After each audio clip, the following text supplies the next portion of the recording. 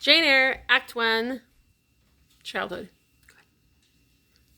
If you would but become more carefree and childlike, Missus would have you by her too, along with John, Eliza, and Georgiana.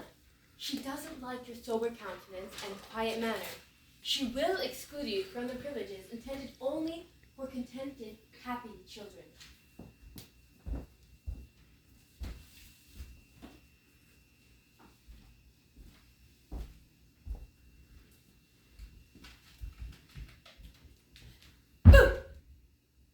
Where the dickens is she?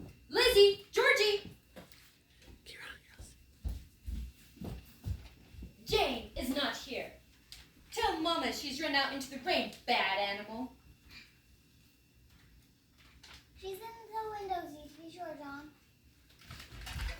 What do you want? Say, what do you want, Master Reed? Okay, Bella, over there.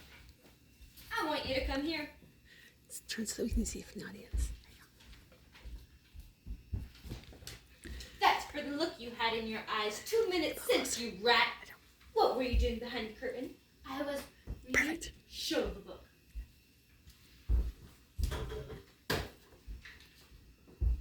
You have no business to take our books. You are a dependent, Mama says. Now I'll teach you to rummage my bookshelves. Go ahead and stand by the door, out of the way of the mirror and windows. Ah!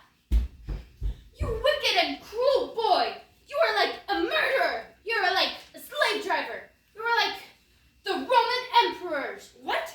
What? Did she say that to me? Did you hear her, Eliza and Georgiana? Won't I tell Mama? But first, rat! Okay, Eliza, go. Go. Run, Bella, run. Mama.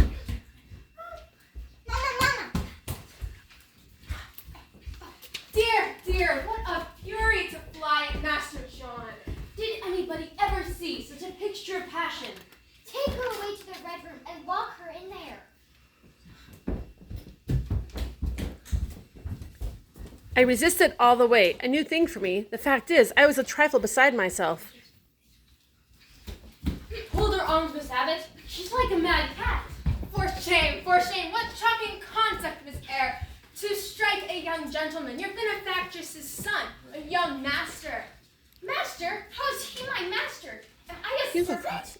No, you are less than a servant, for you do nothing for your keep. Now sit there and think over your wickedness. If you won't sit still, you will be tied down. Miss Abbott, lend me your garters. You'd break mine directly. No, don't take them off. I'll not stir. Mind you don't. She never did so before, but she's always had it in her. She's an underhanded little thing.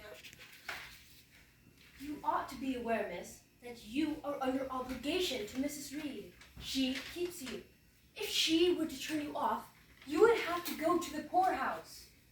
Come, Bess, let's leave her. Miss Eyre, while we are away and while you are alone, sit and say your prayers. For if you don't, something might be permitted to come down the chimney and fetch you away.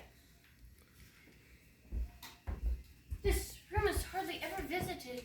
It is where Mr. Reed died 9 years ago. Have they locked the door? Alas, yes, our jail was ever more secure. Why am I always suffering, forever condemned? Eliza, who is headstrong and selfish, is respected. Georgiana has a spoiled temper, is universally indulged. My head still aches from the blow and the fall I have received.